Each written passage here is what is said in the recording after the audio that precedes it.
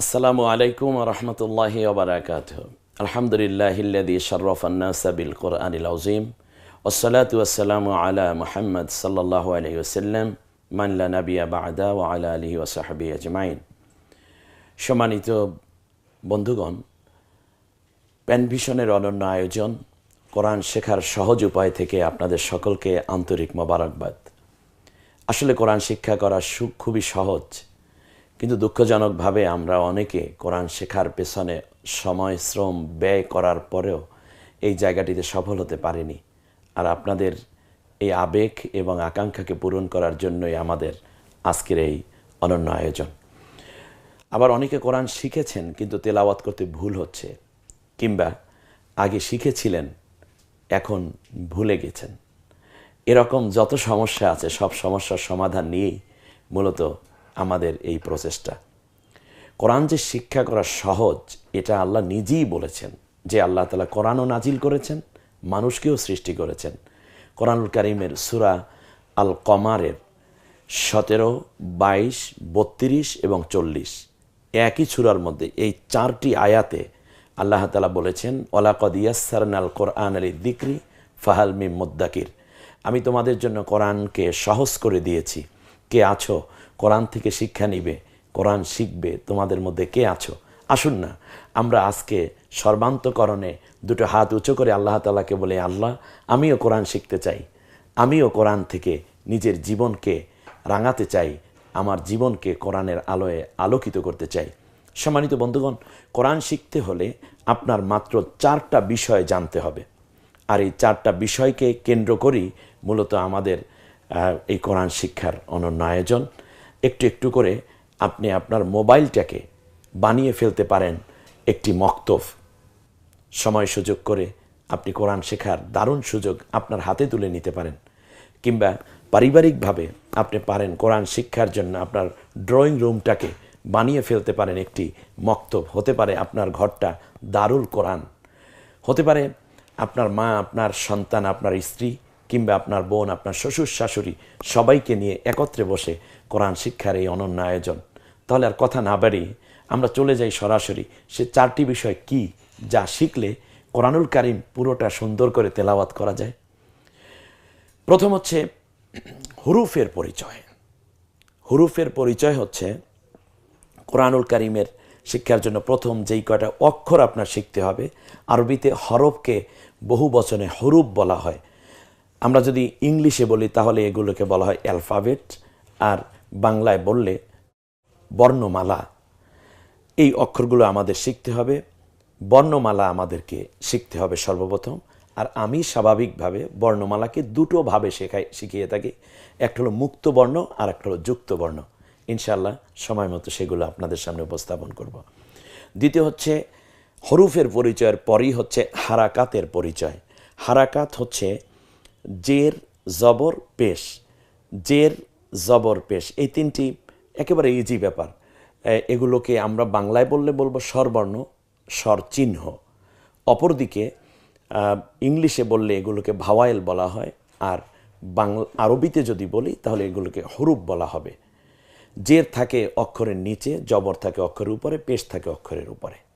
এখান থেকে আমরা পরবর্তীতে বাস্তবে ইনশাল্লাহ ক্লাসে উপস্থাপন করবো এগুলো আমরা পরবর্তীতে। তৃতীয় যে বিষয়টি আত্মস্থ করা দরকার তা হচ্ছে তানভিনের পরিচয়। তানভিন হচ্ছে 2 জের, 2 জবর, 2 পেশ, এটাকে বলে তানভিন। এ তানভিন আপনার শিখতে হবে। আর যে মৌলিক আরেকটি বিষয় শিখতে হয় তার নাম হচ্ছে জজম ও তাসদিদ। এটা শিখতে সর্বোচ্চ 5 আর 5 10 মিনিট সময় লাগে। তাহলে আমরা মৌলিক 4টা বিষয়ের জ্ঞান থাকলেই কোরআনুল হাকিম পড়া যায়।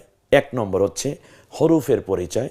দেখুন হুরুফ কাকে বলে, একটু তাকিয়ে দেখুন। আলিফ থেকে ইয়া পর্যন্ত, আলিফ, বা, তা, সা, আমরা এই 3টাকে একত্রে রেখেছি এজন্য যাতে করে একই প্যাকেজের মধ্যে 3টা অক্ষরের আকৃতি একই রকম।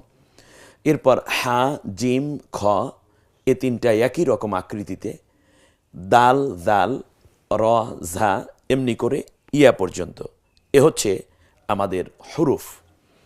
হুরুফের পরিচয়ের পরে আসবে হারাকাতের পরিচয়। হারাকাত হচ্ছে দেখুন জের, এটা থাকে অক্ষরের নিচে, এই যে একটু হেলে পড়া একটা দাগ অক্ষরের নিচে, এটাই হলো জের। জের সবসময় রস্যিকারের কাজ করে থাকে। ঠিক এই রকম আকৃতি যদি অক্ষরের উপরে থাকে তাহলে এটাকে বলা হয় জবর। জবর বাংলায় আকারের মতো কাজ করে থাকে। এরপরে ইংলিশে আমরা 9 অঙ্কের মতো যদি দেখি, 9-এর মতো দেখতে, এটাকে বলা হয় পেশ। পেশও থাকে অক্ষরের উপরে, রস্যুকারের মতো কাজ করে থাকে। আর তৃতীয় যে বিষয়টি আমাদের জানতে হয় তা হচ্ছে তানভিন। তানভিন দেখুন, এ হচ্ছে এক জের, আর আরও একটি জের দিলে হবে 2 জের, আর জবর এখানে একটা আছে, এটার সাথে আরও একটি জবর দিলে হয়ে যাবে 2 জবর। এখানে একটি পেশ আছে, এর সাথে আরেকটি পেশ যোগ করলে হয়ে যাবে 2 পেশ। 2 জের, 2 জবর, 2 পেশ, এটা কি বলে তানভিন। তানভিন বাংলায় 9-এর মতো কাজ করে থাকে। চমৎকার পড়া, খুব সংক্ষেপী। আশা করি সকলে আল্লাহ রব্বুল আলমিনের অনন্য নেয়ামত কোরআনুল হাকিম পড়তে পারবেন। এরপরে চতুর্থবারে আমাদের যে বিষয়টি জানতে হয় কোরআন পড়তে হলে, মৌলিক যে জিনিসটি জানা খুবই জরুরি, তা হচ্ছে জজম ও তাসদিদের পরিচয়। জজম হচ্ছে যে অক্ষরের উপরে জজম থাকবে, যে হরফের উপর জজম থাকবে, সেটা একক উচ্চারিত হবে। একক কি, এটা আমরা ইনশাল্লাহ পরবর্তীতে জেনে নেব। একক। আর দ্বিতীয় হচ্ছে তাসদিদের পরিচয়। তাসদিদ হচ্ছে একক উচ্চারণের পরে যে হরকতটি থাকবে বা তানভিন থাকবে, আমরা সেটা উচ্চারণ করব, এটাকে বলে তাসদিদ। জজম এবং তাসদিদ শিখতে হয়। তাহলে মৌলিক 4টি বিষয়: হুরুফের পরিচয়, হারাকাতের পরিচয়, তানভিনের পরিচয়, জজম ও তাসদিদের পরিচয়। এই 4টি বিষয়ের জ্ঞান আত্মস্থ করতে বর্তমান সময়ে যাদের আগ্রহ থাকবে এবং খুবই মেধাবী আপনারা সকলে, আশা করি অল্প সময়ের মধ্যেই, অল্প একটা ক্লাসের মধ্যে ইনশাল্লাহ আমরা শিখে ফেলব। আর এর সাথে যে বিষয়গুলো আনুষঙ্গিকভাবে আসবে তা হচ্ছে আমরা মাখরাজ শিখব। মাখরাজের সাথে সাথে আমরা গুন্নাগুলো শিখব, মাদ শিখব, ইকফা শিখব। এগুলো অটো হয়ে যাবে ইনশাআল্লাহ এর সাথে সাথে, কারণ তিলাওয়াত করতে করতে এটা আল্লাহর রহমত আমাদের আত্মস্থ হয়ে যাবে। বন্ধুগণ, আর কোনো কথা না বাড়িয়ে তাহলে আজকের এই ক্লাসে আমরা এই সহজে কোরআন শিক্ষার যে পদ্ধতিটি নিয়ে কাজ করছি, আজকের এই অনন্য আয়োজন কোরআন শেখার সহজ উপায়ে আমরা মৌলিকভাবে 7টি অক্ষর, 7টি হরফকে আমরা উপস্থাপন করব, 7টি বর্ণ শিখব। ইনশাআল্লাহ পরবর্তী ক্লাসে বাকিগুলো আস্তে আস্তে আত্মস্থ করার চেষ্টা করব। আসুন প্রথমে যে হরফটা আমরা শিখব তার নাম হচ্ছে আলিফ। হরফটির নাম আপনি আমার মতো করে বলার চেষ্টা করুন, কারণ হচ্ছে কোরআন তেলাওয়াত তো জবান দিয়ে করতে হবে, এই জন্য শুধু বুঝলে হবে না, এটা তেলাওয়াতের মধ্যে চর্চায় নিয়ে আসতে হবে। হরফটার নাম হচ্ছে আলিফ। আপনারা স্ক্রিনে দেখতে পাচ্ছেন খুব চমৎকার করে, ওপর দিক থেকে নিয়ে নিচের দিকে একটা রেখা টান দিলেই এটা আলিফ হয়ে যায়। আলিফের খানিকটা আমার হাতে থাকায় এই মার্কারটার মতো আপনি বলতে পারেন আলিফ। এটা আলিফের মাথায় একটু ছোট্ট করে বর্ষির মতো ছোট্ট একটা দাগ আছে, এটা উপর থেকে নিচে একটা টান দিলেই একটা আলিফ হয়ে যায়। কি চমৎকার পড়া, তাই না?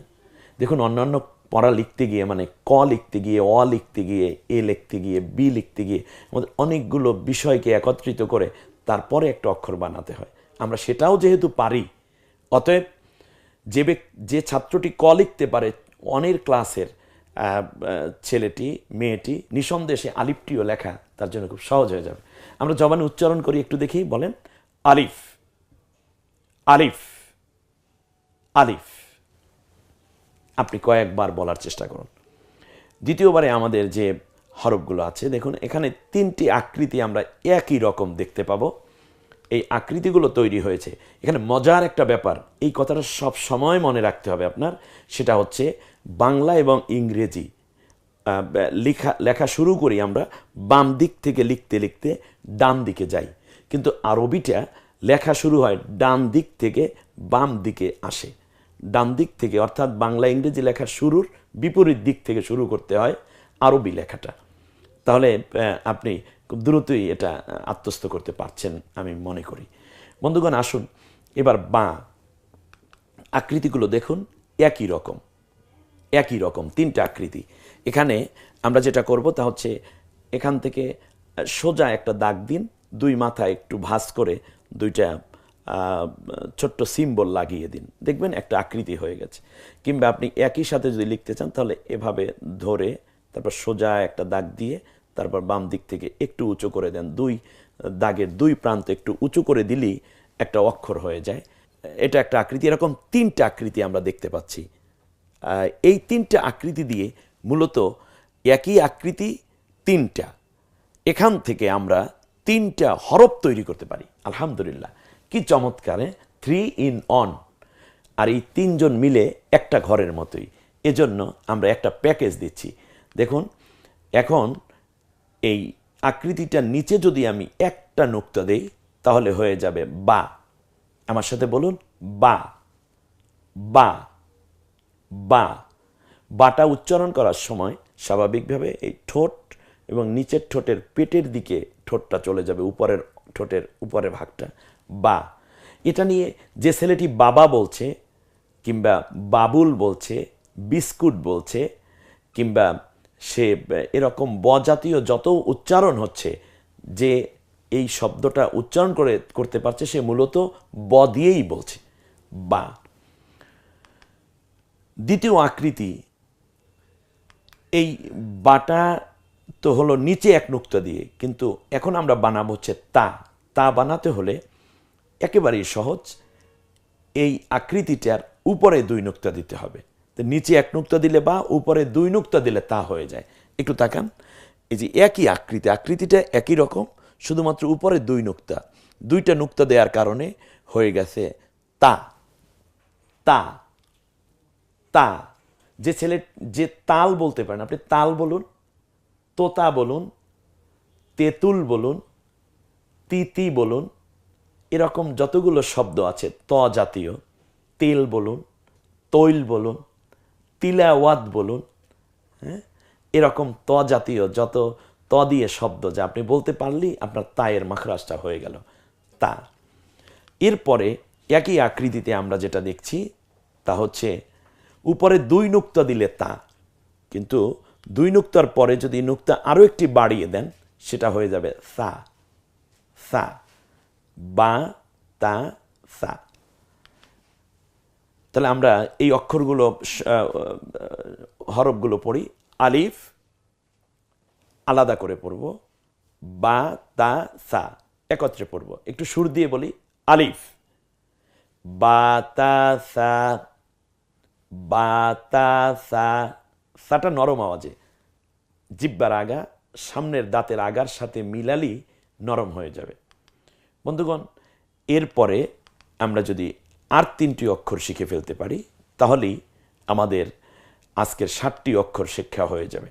দেখুন, এই যে আমাদের স্ক্রিনে একটা অক্ষর চলে আসলো, একটা হরফ চলে আসলো, বর্ণ চলে আসলো। এটা তৈরি হয় স্বাভাবিকভাবে। আমরা প্রথমে এদিক থেকে এই যে উপরের অংশটুকু আছে এই অংশটুকু আমরা আগে নেব এখান থেকে, তারপরে একটু ঘুরিয়ে নিয়ে আসি। দেখুন কি চমৎকার করে একটু একটু করে অক্ষরটা তৈরির পদ্ধতিটা দেখানো হচ্ছে, কিভাবে এটা হয়ে গেল। এরকম আমরা আরও একটি তৈরি করি, আপনি একটু চেষ্টা করুন, পারবেন। ব্যাস, এই 3টা হরফ তৈরি হলো একই রকম। এখানে একটার নাম হা, আর বাকি দুইটার নাম এখনো হা আছে।